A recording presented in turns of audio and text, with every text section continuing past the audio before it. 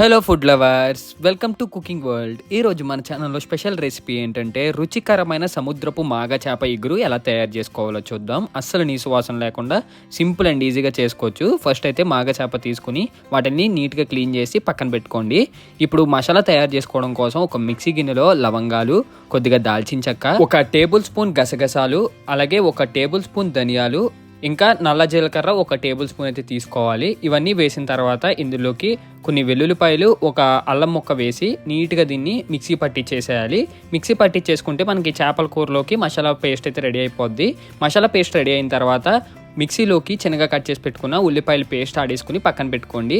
ఇప్పుడు కూరదాకలో ఆయిల్ వేసి ఆయిల్ కాసేపు మరిగిన తర్వాత ఇప్పుడు ముందుగా మనం మిక్సీ పట్టించుకున్న ఉల్లిపాయ పేస్ట్ అయితే ఇందులోకి వేసుకోవాలి. ఈ ఉల్లిపాయ పేస్ట్ నూనె బాగా మరిగిన తర్వాత వేసుకోండి. అప్పుడే మనకి కరెక్ట్గా వేగుతాయి, లేకపోతే పచ్చి పచ్చిగా ఉంటాయి. ఇవన్నీ వేసుకున్న తర్వాత ఇందులోకి ఒక టేబుల్ స్పూన్ పసుపు, ఇంకా ఒక టేబుల్ స్పూన్ సాల్ట్ వేసి ఇవన్నీ పచ్చివాసన పోయేంత వరకు లో టు మీడియం ఫ్లేమ్లో కాసేపు అయితే వేగనివ్వాలి. ఇదంతా ప్రాసెస్ మనం లో టు మీడియం ఫ్లేమ్లోనే చేయాలి, లేకపోతే పైకి వేగినట్టు కనిపించినా అసలు వేగదు.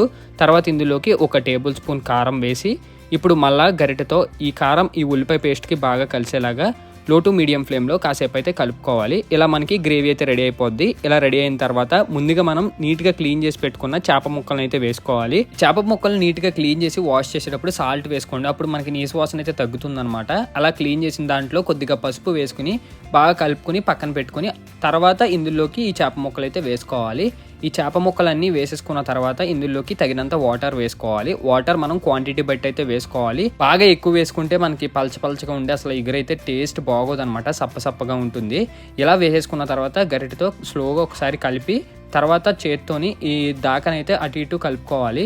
మనకి ముక్క విరగకుండా ఉండడానికి ఈ ప్రాసెస్ అయితే వాడతాం అనమాట. అంటే మనం గరిటెతో ఎక్కువగా యూస్ చేయకుండా మనం దాకనైతే చేత్తోని అటు ఇటు కలుపుకొని తర్వాత ఇందులోకి ఒక టేబుల్ స్పూన్ సాల్ట్ వేసి లో టు మీడియం ఫ్లేమ్లో ఈ సాల్ట్ బాగా కలిసేలాగా కలుపుకొని తర్వాత దీనిపైన మూత పెట్టేసి ముందుగా మనం ఆడించుకున్న పేస్ట్ ఉంటుంది కదా మిక్సీలోని, ఆ పేస్ట్ అయితే కాసేపు అయిన తర్వాత మూత తీసి బబుల్స్ వస్తున్న టైంలో ఈ పేస్ట్ అంతా ఇందులోకి వేసేసుకోవాలి.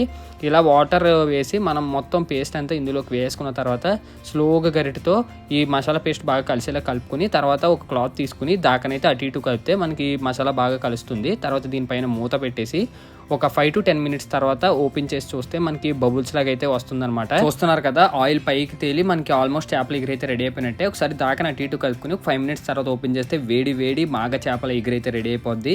ఈ చేప మనకి హెల్త్ కూడా చాలా మంచిది. మీలో ఎంతమందికి చేపల ఎగురు ఇంట్రెస్ట్ కామెంట్ చేయండి. వీడియో నచ్చితే లైక్ చేసి షేర్ చేసి సబ్స్క్రైబ్ చేయండి. నెక్స్ట్ వీడియోలో మళ్ళీ కలుద్దాం. బాయ్.